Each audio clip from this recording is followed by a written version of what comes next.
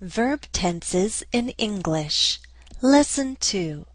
Simple present.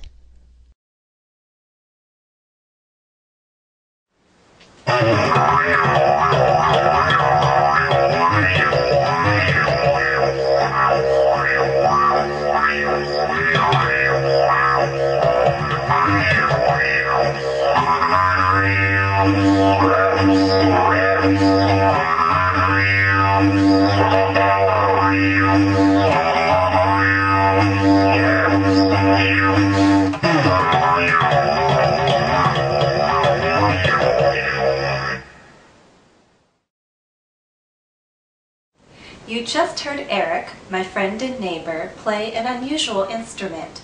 Now I'd like you to listen to a conversation between Eric and me. Pay attention to our use of verbs. After you're done listening, I'll ask some questions to check your understanding.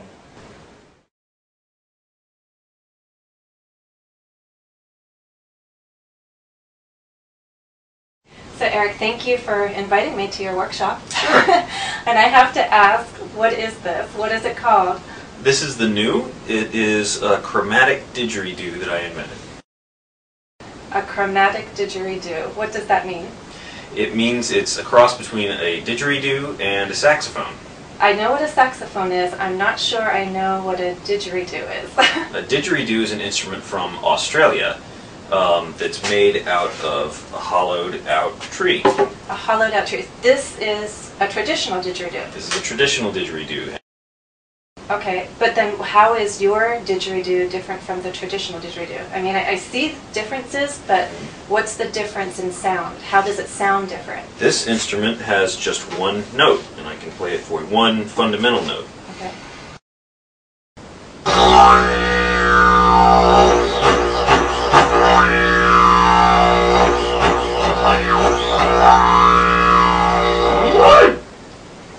And this instrument, That is so cool. this instrument has many different keys, and I can play all kinds of different notes on it.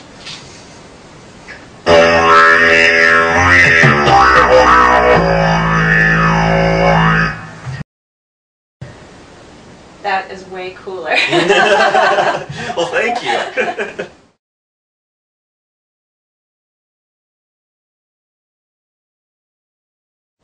Let's see how much you remember from the conversation. What does Eric call his instrument? He calls it the new. He said, "This is the new."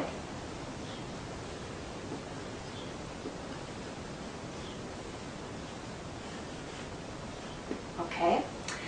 Which two instruments is the new similar to? Do you remember? Eric explains that the new is a cross between the didgeridoo and the saxophone.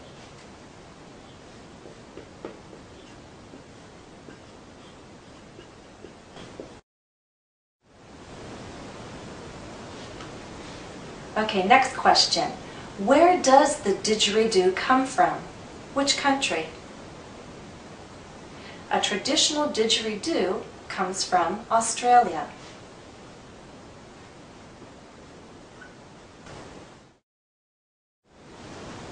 Last question. What makes Eric's chromatic didgeridoo different from a traditional didgeridoo? The chromatic didgeridoo has many keys, like a saxophone.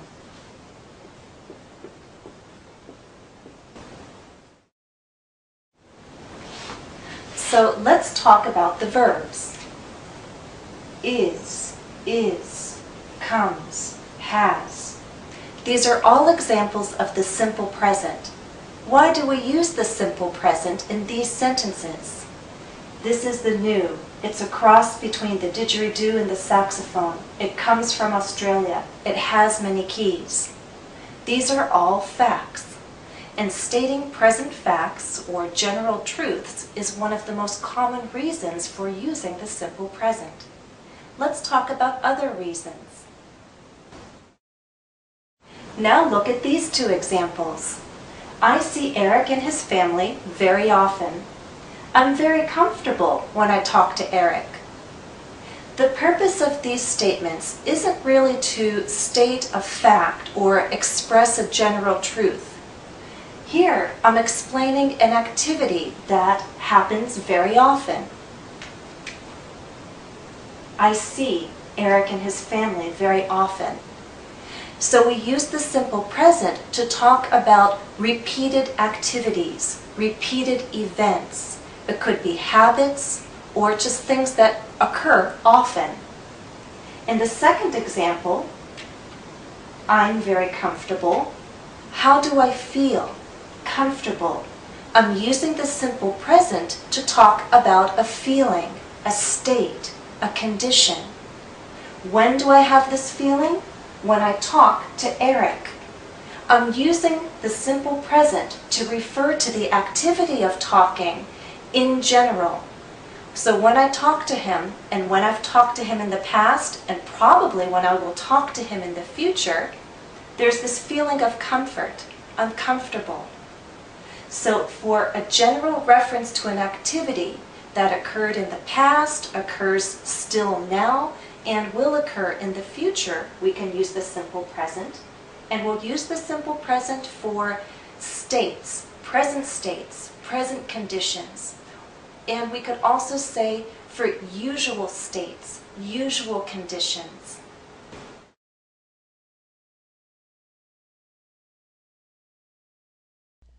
Once again, we use the simple present to state facts and general truths. Present habits. Activities and events that happen frequently or regularly. And present or usual states, feelings, and conditions. Let's also take a moment to review form. As you know, the simple present can look the same as the base form of the verb, but we usually add an s or es to form the third person singular. For example, I write, you write, he writes. I teach, they teach, she teaches. And we add that es ending when the final consonant sound is a hissing sound or a sound with friction, like ch, sh, x, z, th. And our final example, fly. I fly, we fly, it flies. We change a y to an I when that y follows a consonant. The y changes to an I and then we add es.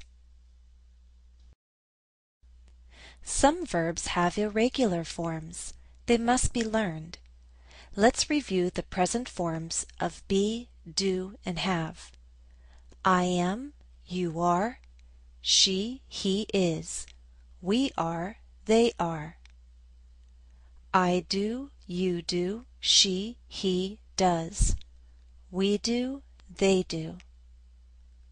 I have, you have, she, he has, we have, they have. The negative is formed with the helping verbs don't, doesn't, plus the base verb. For example, I don't like that kind of music. He doesn't play the trumpet. Short answers to yes-no questions also use helping verbs, do, does. For example, do you like loud music? Yes, I do. Or, no, I don't. Let's try an exercise. Because I think most of you watching this video have a high level of English, we won't focus on how to form the simple present because I think you're pretty good at that already. Instead, we'll focus on when and why we use this verb tense. Practice. Identify the reason for using the simple present. I'll show you a statement. You tell me the reason. 1. The school always has a holiday concert in December. Why do we use the simple present? The concert is a regular event.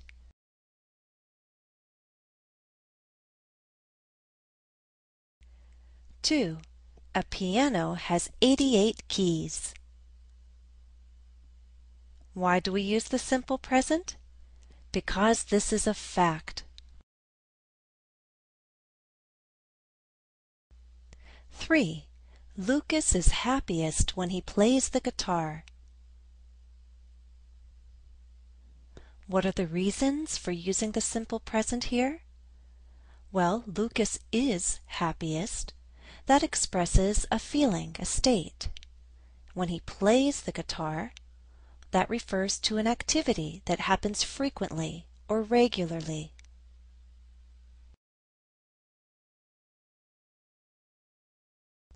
4. A cello player sits to play. Why do we use the simple present here? This refers to a truth, a fact.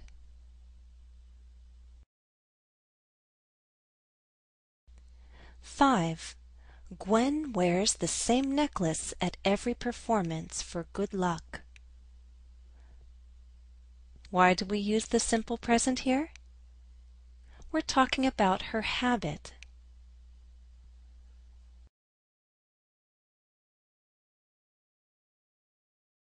Well, that's all for this lesson. Thanks for joining me. I hope you'll continue to watch this series to learn about the other verb tenses in English. Happy studies!